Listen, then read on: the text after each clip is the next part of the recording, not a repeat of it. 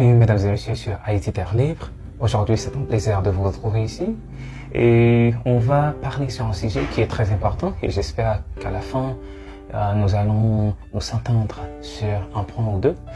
Je dis qu'on va s'entendre parce que je sais que ce sujet-là va susciter des commentaires et nous n'allons pas avoir, je dirais, les mêmes idées.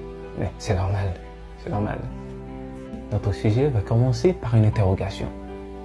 Ce serait, comment est-il possible qu'Haïti, la mère de la liberté, le premier peuple noir du monde, soit aussi humilié, si vous me permettez de le dire ainsi, sur le plan international, l'échelle internationale, et surtout par nos frères africains. Donc, pour pouvoir répondre à cette interrogation qu'on a sur la table aujourd'hui, et aussi comprendre pourquoi Haïti est aussi pauvre et pourquoi les Haïtiens quittent leur pays par milliers, il faut au moins retourner en arrière de 230 ans. Haïti a pris son indépendance le 1er janvier 1804 avec le seul but, la seule idée, c'est de libérer l'île entière, mais le monde entier, quelle que soit votre couleur, votre race, votre langue. Donc, Haïti, aujourd'hui, c'est la mère de la liberté et aussi la mère de la démocratie. Aujourd'hui, les États-Unis prônent la démocratie, mais sans Haïti, la démocratie n'existerait du tout pas. Pourquoi? Parce que Haïti, comme je viens de le dire, a pris son indépendance en 1804 et tout le monde était libre en même temps. Et Dessalines a même proposé à tous les gens qui se sentent menacés peuvent rentrer en Haïti et ils seront libres à jamais. États-Unis, qui a pris son indépendance en 1776, a fallu attendre 90 ans pour que l'esclavage soit terminé aux États-Unis. Mais en Haïti, même moment, c'était terminé.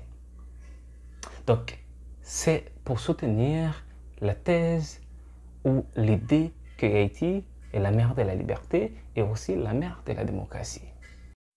Je crois que vous êtes en train de vous poser la question, mais pourquoi États-Unis aurait fallu attendre autant d'années pour abolir l'esclavage?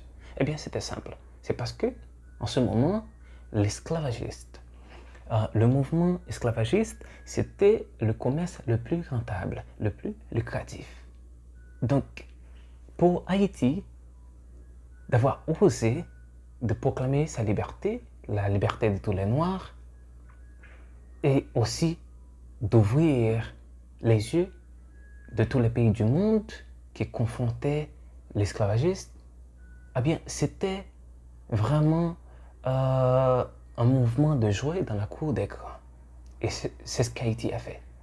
Eh bien, c'est comme si Haïti a signé son arrêt de mort.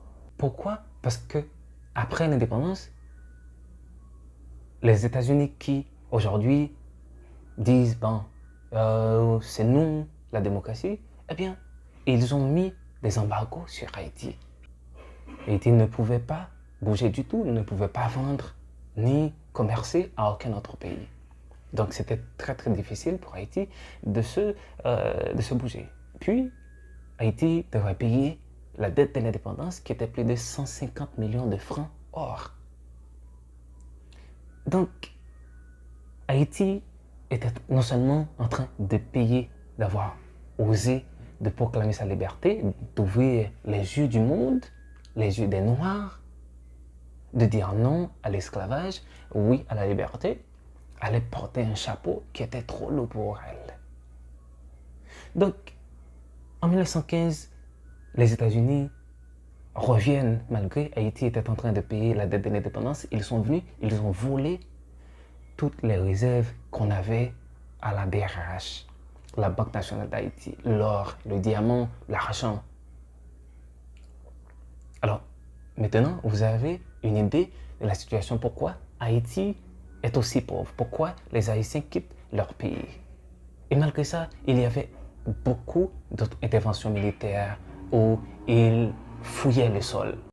Ces interventions militaires en Haïti, les États-Unis ont détruit le riz national, les cochons créoles, même l'armée nationale, qui est la défense d'un pays. Et Bill Clinton a fait une déclaration où il a présenté ses excuses en disant donc c'est moi qui a détruit, bon, je suis l'un des Américains qui a détruit Haïti, qui a mis Haïti dans cette situation précaire où elle se trouve aujourd'hui sans pouvoir se relever. Donc, Haïti s'est sacrifié pour que le monde soit libre, pour que William Ruto n'ait pas des chaînes à ses pieds, à ses bras. Si ce n'était pas Haïti, Barack Obama serait un esclave travaillant dans les champs de canne aux États-Unis. Michelle Obama, William Ruto, qui veut aujourd'hui nous coloniser. C'est une honte pour l'Afrique. Vraiment. Aujourd'hui, partout où Haïtien se trouve, il est humilié, il confronte à des défis majeurs. Personne ne veut le voir. Mais est-ce que c'est parce que le monde a oublié ce qu'Haïti a fait? Est-ce que c'est parce qu'on est trop pauvre ou parce qu'on n'a rien à offrir? En 2010, Haïti est entré dans l'Union africaine. Puis, 4 ans après, on l'a foutre d'ailleurs. Comme c'était des chiens. C'est ce qu'on a fait. Haïti qui se considère beaucoup plus africain que les Africains qui vivent sur le continent africain.